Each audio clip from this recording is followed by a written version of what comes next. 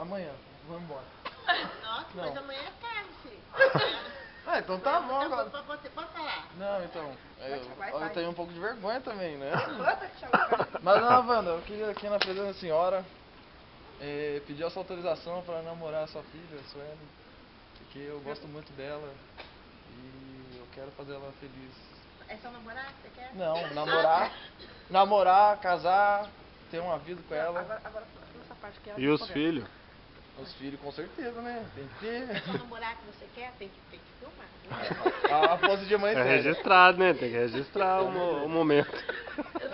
Não, eu quero. Sueli, para de ficar roxa. Como eu já falei, Fica roxo, para de ficar preto. azul.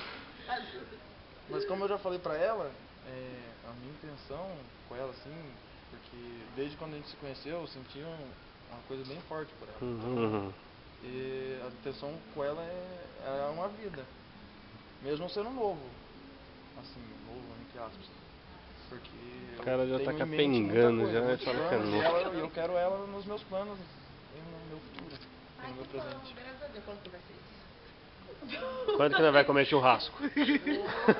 Olha, pode, eu consigo.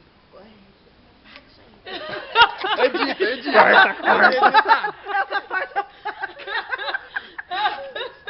Tem que Tá, editar. parei aqui, vai. Parei. Não, vou consentir. Mas agora eu esqueci o que eu ia falar. O que era mesmo? Quando que vai ser? Ah, sim. Olha, mas a festa tudo com você, tá? Churrasco, festa. Pode tudo deixar, com você. pode deixar. Por sua conta. Não tem condições de nada. Quem quer a filha, tem que mandar. Quem quer o... Quer levar? Eu levo, vou levar. Pode sem levar, muito eu deixo. Menos um. Nossa, vai Menos dormir em uma. paz, hein? Aline, vem buscar um nos carros. Aí, dona Wanda, vai dormir em paz na sua cama, hein? poder. Sozinha, pelo menos sozinha. Aline, vem buscar um nos carros também.